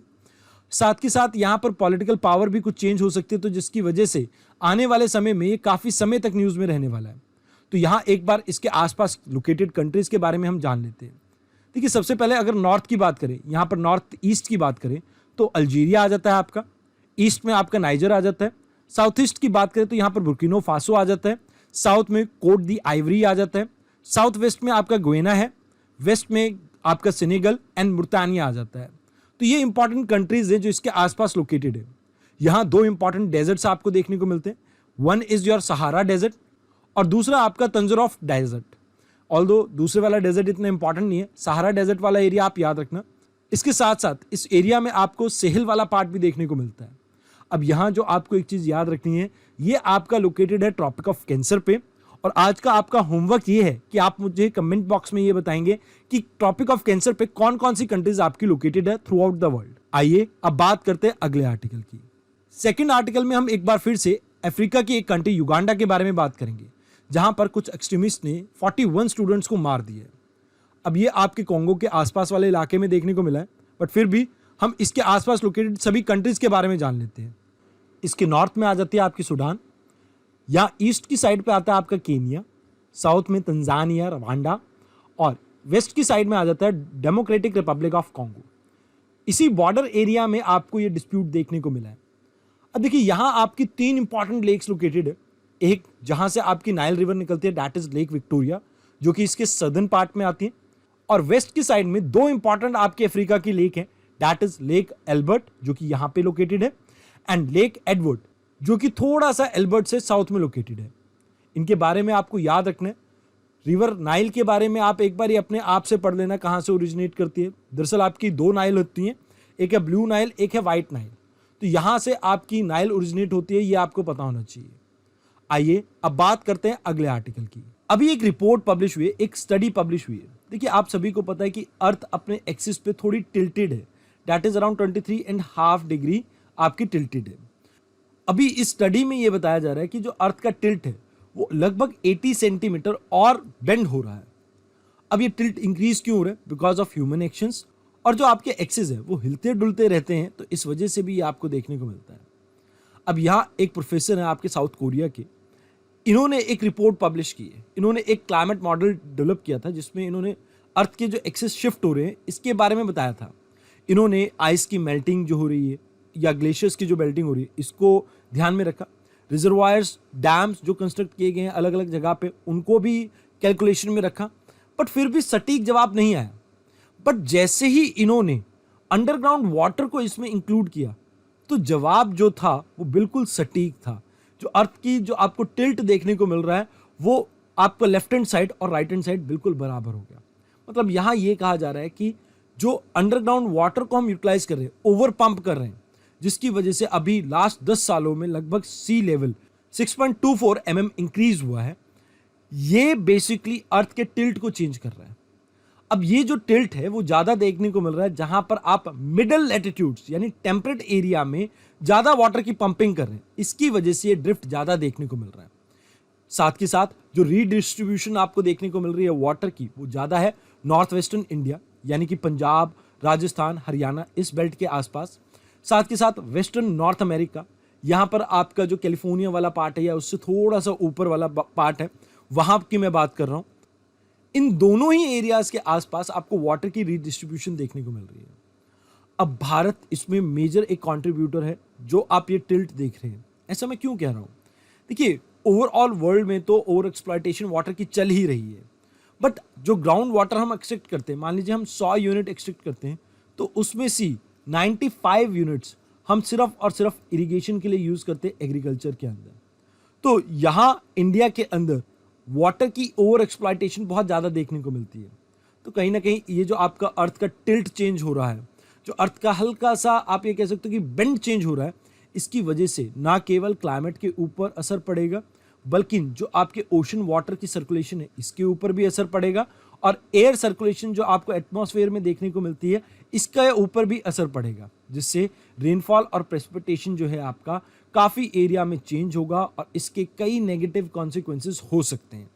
अभी स्टडी में बस इतना ही बताया जा रहा है कि ये जो टिल्ट है ये क्यों चेंज हो रहा है। फर्दर स्टडी में आगे रिसर्च की जाएगी, तो जब भी डाटा शेयर होगा तो मैं भी आपके साथ वो डाटा शेयर कर दूंगा। अब इस आर्टिकल में आपको इतना ही याद रखना था। आइए अब बात करते हैं अगले आर्टिकल की। इस आर्टिकल में हम देखेंगे मैप यूएई और ईरान का, क्योंकि अभी रिसेंटली ईरान के एक मिनिस्टर ने विजिट किया है यूएई को। अब इस मैप में थोड़ा देख लेते हैं। देखिए ये जो रेड से मैं मार्क कर रहा हूँ ये आपका यूएई है। इसका लैंड बॉर्डर शेयर करता है ये सऊदी के साथ साउथ में, साउथ वेस्ट बोल सकते हैं आप। ईस्ट की तरफ आपका ओमान आ जाता है और नॉर्थ में भी यहाँ टिप पे आपका ओमान है। इसके अलावा इसके अपोजिट यहाँ पे आपका ईरान है। ये पूरा एरिया आपका टेरिटरी किसका है? ईरान का है। ये वाटर बॉडी आपकी कहलाती है पर्शियन गल्फ, जो कि स्ट्रेट ऑफ हार्मोज के थ्रू गल्फ ऑफ ओमान के साथ लिंक्ड है। ऑल्दो आपको थोड़ा ईरान की लोकेशन के बारे में भी बता देता हूँ यहाँ पे। देखिए ईरान के वेस्ट में आपकी 2 कंट्रीज हैं। One is Turkey in the north, मतलब थोड़ा सा नॉर्दर्न साइड में आ जाती है, और यहाँ पर आ जाती है आपकी इराक। अगर नॉर्थ की बात की जाए तो ये कैस्पियन सी है, ये यहाँ पर आपका तुर्कमेनिस्तान है, ये अजरबैजान है, और ये छोटा सा पार्ट है ये अर्मेनिया का है। ईस्ट साइड में इसके अफगानिस्तान और पाकिस्तान आ जाता है, और नीचे वाटर बॉडीज तो मैंने आपको बता ही दी हैं। तो एक बार कमेंट बॉक्स में इन सभी कंट्रीज के बारे में जरूर से लिखना ताकि आपको याद रहे एग्जाम में। आइए अब बात करते हैं अगले आर्टिकल की। इस आर्टिकल में हम बात करेंगे ग्रीस के बारे में, जो कि न्यूज में इसलिए था क्योंकि 350 आपके पाकिस्तानी सिटीजन्स एक बोट लेके यहां पर जा रहे थे और वो जहाज डूब गया है, तो इस वजह से ये एरिया थोड़ा न्यूज में रहा। अब इस एरिया को थोड़ा हम डिटेल में जानते हैं। सबसे पहले मेडिटेरियन सी के बारे में बात करते हैं। तो ये आपका अटलांटिक सी है। अटलांटिक सी को हम मेडिटेरियन सी के साथ कनेक्ट करते हैं बाय स्ट्रेट ऑफ जिब्राल्टर। अब जैसे ही हम जिब्राल्टर से एंटर करते हैं मेडिटेरियन सी में, तो सबसे पहले आपको देखने को मिलता है अल-बुरान सी। ये अल-बुरान सी जो है ये यहाँ पर लोकेटेड है। ये स्पेन और मोरक्को के बीच में आपको देखने को मिलता है। अब जैसे ही हम अल-बुरान सी से आगे बढ़ते हैं तो यहाँ पर हमारे को बैलेरिक सी देखने को मिलता है। ये बैलेरिक सी आपका फ्रांस और मोनाको के आसपास लोकेटेड है। फिर इससे फर्दर आगे बढ़ते हुए हमें देखने को मिलता है लंगूरियन सी, जो कि इटली के आसपास देखने को मिलता है। इटली से ही थोड़ा करीबी आपका रहता है एक टेरेनियन सी, जो कि इटली के ही एक आइलैंड से इटली को अलग करता है। दैट इज सिसिली आइलैंड है। ये आपका फ्रिक्वेंटली न्यूज में रहता है। अब यहां से फर्दर आगे बढ़ते हैं तो हमें देखने को मिलता है आइनियन सी, और इसके नॉर्थ में आपको एड्रियाटिक सी देखने को मिलता है। एड्रियाटिक सी के पास आपको थोड़ी बहुत छोटी छोटी कंट्रीज देखने को मिलते हैं, जैसे Slovenia, Croatia, Bosnia, Montenegro, Albania, Greece. अब यहां से फर्दर हम आगे चलते हैं, मतलब आइनियन सी से, तो यहां पर आपको सी ऑफ क्रेट देखने को मिलता है। ये क्रेट आइलैंड है आपका। और यहीं से थोड़ा नॉर्थ की तरफ जाओगे तो आपको देखने को मिलता है एजियन सी। अब एजियन सी आपका आगे फर्दर कनेक्टेड है सी ऑफ मरमरा से। यहां पर आपको एक इंपॉर्टेंट स्टेट देखने को मिलती है, दैट इज स्टेट ऑफ डर्डनाले। फिर आपकी मरमरा सी ब्लैक सी से कनेक्टेड है थ्रू स्टेट ऑफ बॉस्फोरस। इसी के साथ अगर आप फर्दर नॉर्थ में बढ़ते हैं तो ये आपका सी ऑफ अजोव है। ये अजोव सी जो है ये ब्लैक सी के साथ कनेक्टेड है स्टेट ऑफ करच के थ्रू। यहां आपको एक छोटा सा आइलैंड देखने को मिलता है, साइप्रस आइलैंड। ये आपको याद रखना है क्योंकि फ्रिक्वेंटली आपसे आइलैंड्स के बारे में यूपीएससी पूछ लेता है कि कौन से ओशन या कौन सी सी में ये लोकेटेड है। अब एक बार हम देख लेते हैं कौन कौन सी कंट्रीज हैं जो मेडिटेरियन सी के आसपास लोकेटेड है। तो सबसे पहले अफ्रीकन कॉन्टिनेंट की बात की जाए तो यहां पर मोरक्को के बारे में हमने देखा था, अल्जीरिया, टूनीशिया, लीबिया एंड इजिप्ट। अब एशिया की बात की जाए तो यहां आप टर्की देखते हैं। टर्की के साथ में नीचे आपका साउथ में आ जाता है सीरिया। सीरिया के बाद ये छोटा सा देश है आपका लेबनान। उसके फर्दर नीचे आ जाता है आपका इजराइल। अगर बात की जाए यूरोपियन साइड की तो नॉर्दर्न साइड में आपको स्पेन देखने को मिलता है, France, Monaco, Italy, Slovenia, Croatia, Bosnia, Montenegro, Albania, Greece and ये इंपॉर्टेंट कंट्रीज हैं क्योंकि मेडिटेरियन सी के बारे में अक्सर आपसे यूपीएससी क्वेश्चन पूछती है। तो आई होप आपको ये मैप लोकेशन क्लियर हुई हो। अब अगर बात की जाए ग्रीस की, क्योंकि आर्टिकल तो मेजरली इसी के बारे में था, तो ये लैंड बॉर्डर शेयर करता है आपका अल्बानिया के साथ। फिर यहां पर आपका नॉर्थ मैसिडोनिया आ जाता है, बल्गेरिया, एंड ये जो पार्ट है ये आपका टर्की वाला पार्ट है। तो ये आपको याद रखना है कि टर्की से भी कनेक्टेड है ग्रीस आपका। और अगर मरीन टाइम बॉर्डर की बात की जाए तो इटली और लीबिया और इजिप्ट भी आप याद रख सकते हैं। तो ये कंट्रीज हैं जो आपको देखने को मिल जाते हैं ग्रीस के आसपास। आइए अब बात करते हैं अगले आर्टिकल की। इस आर्टिकल में हम बात करेंगे पिंक बुलवॉर्म के बारे में। अब देखिए, आप सभी ने कॉटन क्रॉप के बारे में सुना होगा। कॉटन क्रॉप के लिए सबसे डेंजरस या आप ये कह सकते हैं मोस्ट डिस्ट्रक्टिव जो पेस्ट देखने को मिलता है दैट इज पिंक बॉलवॉर्म। अभी रिसेंटली एक्सपर्ट ने ये रिकमेंड किया है कि हमें ज्यादा से ज्यादा स्प्रे का इस्तेमाल करना चाहिए ताकि पिंक बुलवॉर्म के जो अटैक है इसको हम कम कर सकें। वैसे तो ये नेटिव इंडिया का है, बट ये अब थ्रू आउट वर्ल्ड आपको देखने को मिलता है। अब ये इंपैक्ट कैसे करता है क्रॉप को, तो इसे समझने के लिए आपको इसकी लाइफ साइकिल समझनी होगी। देखिए, वैसे तो इनकी लाइफ साइकिल है 2 वीक की, पर जो आपकी फीमेल पिंक बुलवॉर्म है वो 200 से ज्यादा अंडों को जन्म देती है एक बारी में। अब जैसे ही अंडों के बीच में सी यानी एक्स में सी आपके लार्वा निकलता है तो ये खाने स्टार्ट कर देते हैं जैसे सीड्स को या फाइबर को कॉटन के, और इसकी वजह से क्रॉप प्रोडक्शन में कमी आ जाती है। तो जिसके कारण ये कहा गया है कि हमें अभी स्प्रे करना चाहिए, और खासकर ये अटैक देखने को मिला है हमें पंजाब के बठिंडा और मानसा में। अगर बात की जाए कॉटन क्रॉप की तो आपको ये याद रखना है कि ये 6 से 8 महीने लगाती है ग्रो करने में। ज़्यादातर अगर हम वर्ल्ड टेक्सटाइल की बात करें तो इसे उगाया जाता है एरिएबल लैंड्स में, मतलब ऐसे एरिया में जहाँ पर बरसात ज़्यादा ना होती हो। यहाँ पर अगर आप टेम्परेचर की बात करें तो 21 से 30 डिग्री सेल्सियस टेम्परेचर उनके लिए बहुत सही रहता है। रेनफॉल ज़्यादा रिक्वायर्ड नहीं रहती है, 50 से 100 सेंटीमीटर तक की भी रेनफॉल हो तो बहुत सही रहती है। वेल ड्रेन्ड ब्लैक सॉइल इसके लिए काफ़ी कारगर साबित होती है, जिसे रेगुर सॉइल भी कहा जाता है, क्योंकि वाटर रिटेंशन उसमें अच्छी खासी रहती है। अगर बात की जाए कॉटन के क्या क्या प्रोडक्ट हैं, तो जो आप कपड़े पहनते तो यानी वो फाइबर यहीं से आता है। इसके अलावा इससे कॉटन सीड से ऑयल बनता है और कई बार एनिमल्स की फीड भी बनाई जाती है इससे। अगर टॉप प्रोड्यूसिंग कंट्रीज की बात की जाए तो इंडिया पहले स्थान पे आता है, फिर चाइना और फिर यूएसए। भारत के अंदर गुजरात, महाराष्ट्र, तेलंगाना, आंध्र प्रदेश, राजस्थान ये मेजर एरिया है जहां पर इसे कल्टीवेट किया जाता है।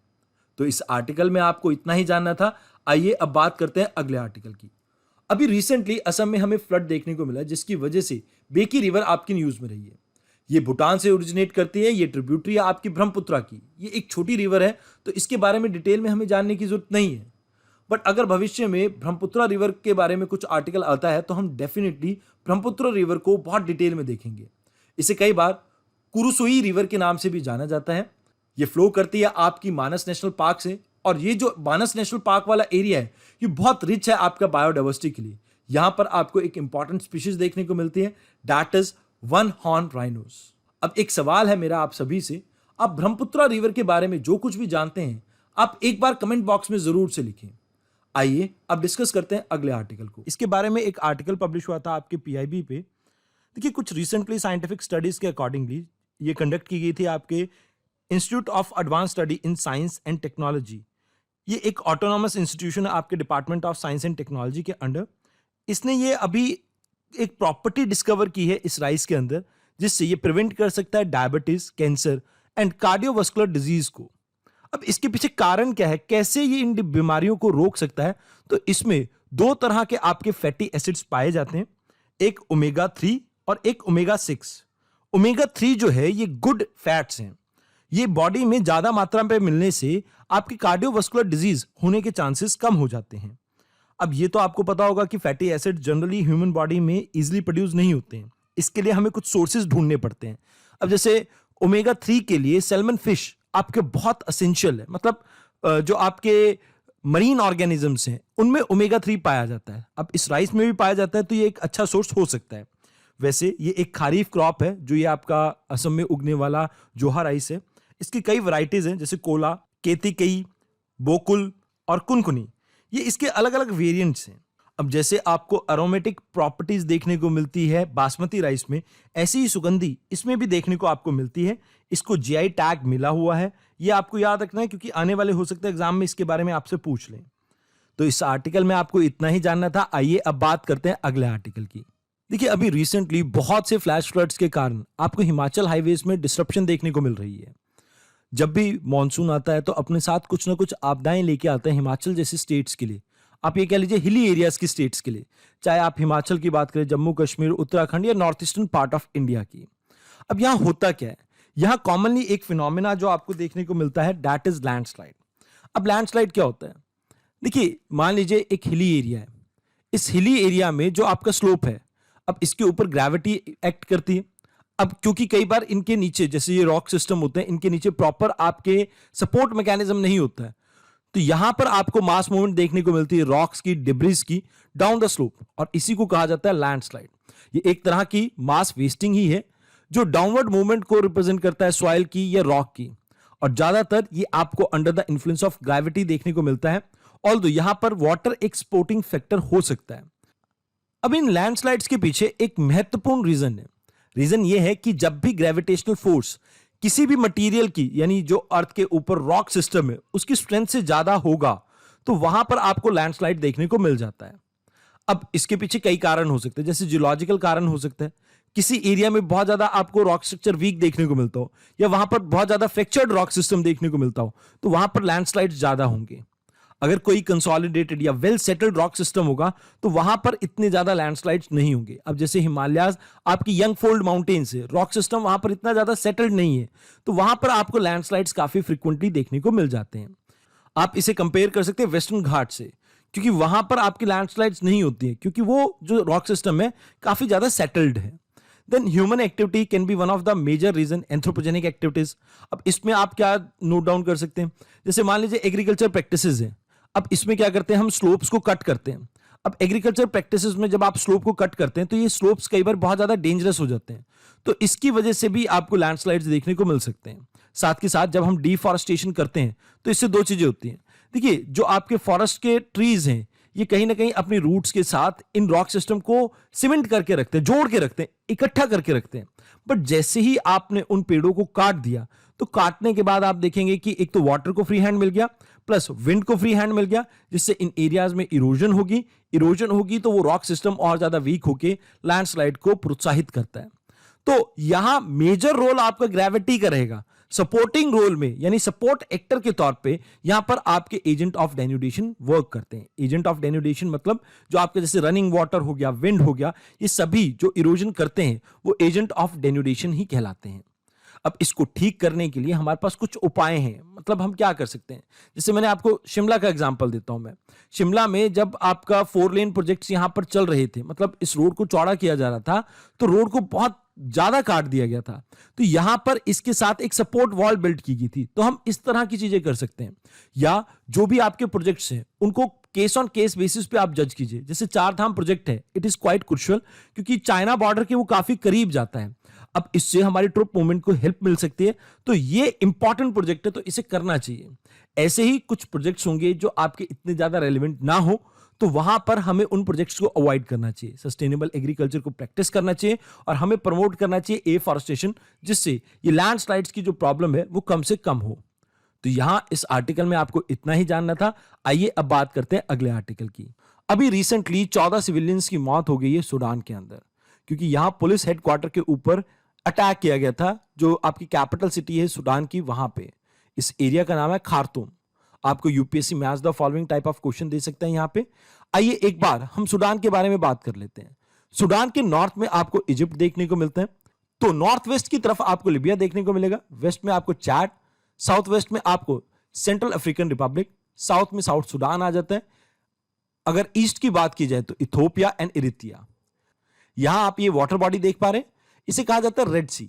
सूडान का जो बॉर्डर है, मरीन टाइम बॉर्डर, वो रेड सी में खुलता है, जहां पर ये मरीन टाइम बॉर्डर आपका शेयर करता है सऊदी अरेबिया के साथ। तो इस मैप में आपको इतना ही याद रखना था। सबसे पहले आर्टिकल में हम बात करेंगे रवांडा के बारे में। देखिए, अभी रिसेंटली यूके के एक कोर्ट ने डिसमिस कर दिया है असाइलम सीकर्स की प्ली को। मतलब वहां पर कुछ लोग असाइलम मांगने गए थे यूके में, बट उनकी प्ली को डिसमिस करते हुए कोर्ट ने कहा है कि उन्हें रवांडा वापस भेज दिया जाए। तो यहाँ हमारे लिए रवांडा के मैप को जानना थोड़ा इंपॉर्टेंट हो जाता है, तो एक बार इसे देख लेते हैं। देखिए, यहाँ नॉर्थ में इसके देखने को मिलता है युगांडा। फिर ईस्ट की तरफ अगर हम मूव करते हैं तो यहाँ पर ये पूरा बॉर्डर आपका तंजानिया का आ जाता है। साउथ में बुरुंडी देखने को मिलता है आपको, एंड वेस्ट में यहाँ पर आपको डेमोक्रेटिक रिपब्लिक ऑफ कॉन्गो देखने को मिलता है। यहाँ एक इंपॉर्टेंट लेक आपकी है, दैट इज लेक किवू। यहाँ इस आर्टिकल में आपको इतना ही जानना था। एक बार कमेंट बॉक्स में जल्दी से लिख दीजिए कौन कौन सी कंट्रीज के साथ रवांडा अपना लैंड बॉर्डर शेयर करता है। आइए अब बात करते हैं अगले आर्टिकल की। इस आर्टिकल में हम डिस्कस करेंगे फ्रांस के मैप को। अभी रिसेंटली ये एरिया इसलिए न्यूज में रहा है क्योंकि यहाँ एक टीन को गोली मार दी है। एक 17 साल का बच्चा था, अफ्रीकन डिसेंट का, उसको गोली मार दी गई है पुलिस के द्वारा, जिसकी वजह से वहां पर दंगे भड़क गए हैं। तो यहाँ एक बार इसके मैप को देख लेते हैं। अगर बात की जाए नॉर्थ की, तो यहाँ पर आपको यूनाइटेड किंगडम देखने को मिलता है, जो कि फ्रांस से इंग्लिश चैनल के थ्रू सेग्रीगेटेड है। अब अगर हम क्लॉकवाइज मूव करते हैं तो यहाँ पर आपको बेल्जियम देखने को मिलता है वेस्ट में। फर्दर वेस्ट में आपको लिंजमबर्ग देखने को मिलता है। देन ये पूरा एरिया आपका जर्मनी का बॉर्डर है, ये स्विट्जरलैंड, इटली, एंड नीचे आपका मेडिटेरियन सी का पार्ट है। एंड यहाँ पर आपका आ जाता है स्पेन। स्पेन से अगर हम नॉर्थ की तरफ मूव करते हैं तो ये एक बे ऑफ बेस्की है। तो ये कुछ एरिया है आपका फ्रांस का, जिसके बारे में आपको जानना था। यहाँ इस वीडियो में इतना ही था। धन्यवाद।